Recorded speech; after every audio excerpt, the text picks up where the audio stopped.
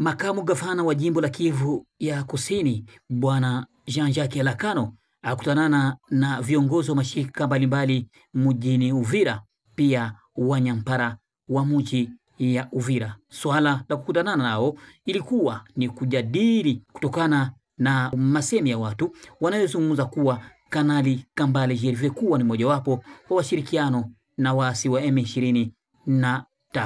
Gavana makamu Bwana Jean-Jacques Elakano aliweza kuzungumza kuwa sio wakati ya kulumbana, bali ni wakati wa kujiunga kwa pamoja ili kwamba tuweze kuleta amani ya kudumu katika jiji na tarafa letu la Uvira. Lengo ni moja, ni kupiga waasi wa M23. Gervais Kambale alijitetea kuwa yeye ni mmoja wapo wa watu ambao walioapa kuletea nchi ya Jamhuri ya Kidemokrasia ya Kongo na kuleta amani ya kudumu katika nchi. Yeye kwa hiyo hashirikiani kamwe na waasi wa M23. Jean-Jacques Elakano, gavana makamu wa jimbo la Kivu ya Kusini, anaeleza mengi zaidi kupitia maiki ya La Voix d'Uvira TV. Ilikuwa ni wakati mzuri mwafaka wa kuonesha viongozi wa mashirika societe civile, kuonesha pia wanotable wa hapa Uvira na meme kuwazalendo juu ilifanyika mchana, ambaye sasa hivi anaongoza sekteur Sokolade ya kijeshi Uvira Fizi, ambaye anakuwa ni Kanali Gervais Kambale. Sio mtu mgeni juu aliwahi kuongoza jeshi muplena Ruzizi pale Luvungi, na kulikuwa habari mingi sana potovu juu yake. Ilikuwa wakati wake mwafaka aongee na mashirika ya raia, aambie na wazalendo ya kwamba yeye ni patriot, hakuomba kutumiwa hapa Uvira, lakini ni jeshi njo ilimutuma aje asaidie, na akatuhakikishia kama iko tayari kupigania nchi yake na hawezi kamwe kutraire nchi yake. Ile habari yote ambayo ilikuwa nasemekana antuka ya mingi sio ya kweli.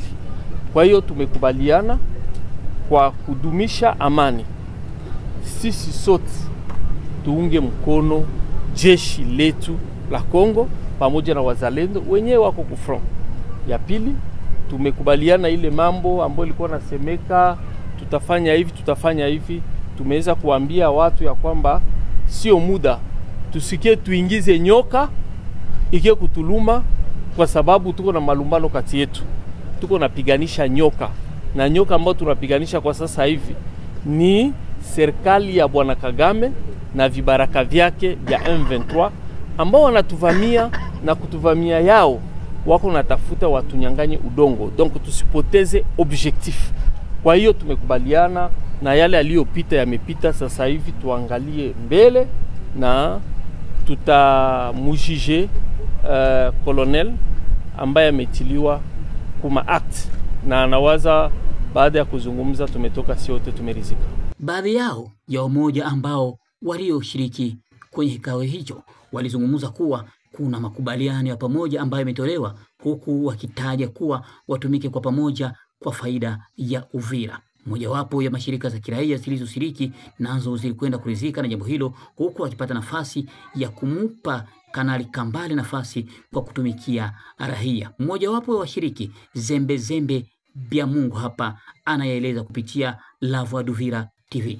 Tumekuwa kwa kikao ambacho kimeitwa na gavana makamu, ambacho tumealikwa wanyampara wa mungini na shirika za kiraia na kamanda ambaye alikuko anakataliwa na shirika za kiraia na watu fulani, na tumezungumza. Katika mazungumzo imeonekana kama kamanda ameshtakiwa kuwa adui, na kwa yale mashtaka ambayo yametoa gavana makamu ameonesha watu wote kama tunaposha kumsikiliza pia kamanda kusudi tujue yale ambayo wanamshtaki na ambayo atasema nini kweli na nini uongo.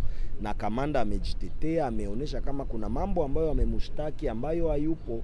Wamemshtaki kuwa Minova, hajakuwa Minova. Wamemshtaki Kale, hajawahi kutumika Kale. Ametuonesha kama anatokea Manyema, anatoka Salamabila, ana wiki 3 anafika hapa, na kwa kufika wiki 3 hapa, hiyo mingine ambao wanamuaccuse ilikuwa isha kamatiwa zamani. Na ameturasure kama yeye wamtumujije kwa vita, Tumungoe kwa vitendo, tusingoe kufanya maneno mengi kwa ajili yake. Ni kwa vita ndio tutajua kama yeye ni adui wala ni mzalendo, na ameita wazalendo wote wajiunge pamoja ili watumikie kazi ya serikali. Ndio maana makamu liwali amesema naye iko katika wale watu ambao wanakubali na kusema eti hapana, tumupatie chance ya mwisho, tuone namuna gani atatumikia raia ili tukue rasure kama yale maakizasyon ambayo tumefanya ni ya uongo wala ni ya kweli. La Voix d'Uvira TV, Janvier Emmanuel Kaluya.